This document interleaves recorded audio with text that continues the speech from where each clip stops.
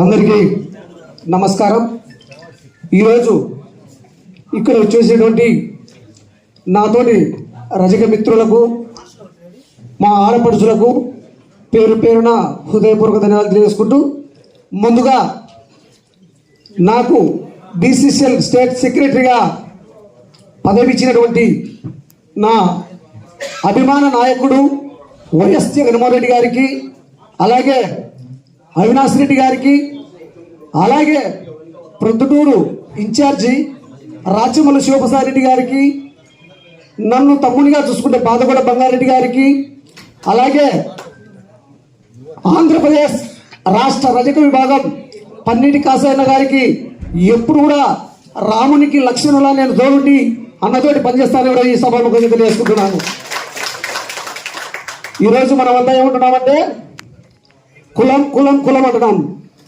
కులం అనేది మనం పుట్టినది కులం, కానీ మన నడవడిక మనల ఉన్నత స్థానాలకు చేర్చేది మన నడవడిక.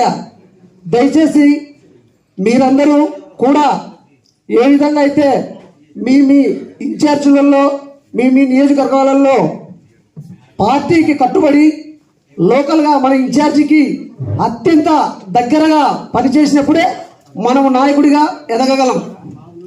కాబట్టి ఈ యొక్క ముఖ్య సమావేశం, ఎందుకంటే గతంలో నేను కూడా చాలా మీటింగ్లు పోయాను, చూశాను.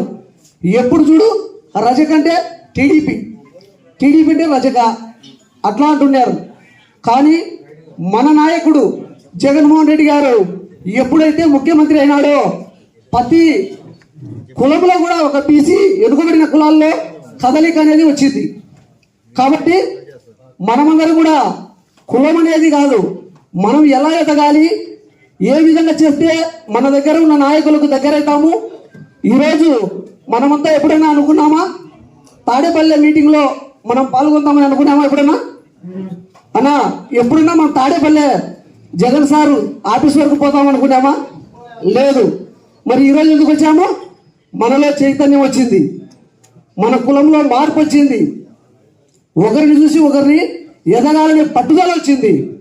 కాబట్టే మీరందరూ కూడా దయచేసి జగన్మోహన్ రెడ్డి గారిని తిరిగి ముఖ్యమంత్రి చేసుకునే దానికోసం ఆహర్నిశలు ఆలోచన విధానాన్ని జనాలకు తీసుకుపోయి మన కులమే కాకుండా ఇతరులను కూడా మోటివేట్ చేసి ఒక ఓటు బ్యాంకుగా మార్చి మన నాయకుని ముఖ్యమంత్రి చేసుకోవడానికి తోడ్పడతారని కూడా తెలియజేసుకుంటూ, ఈ అవకాశం ఇచ్చినటువంటి కాసయ్యన్న గారికి, వర్కింగ్ ప్రెసిడెంట్ జయన్న గారికి,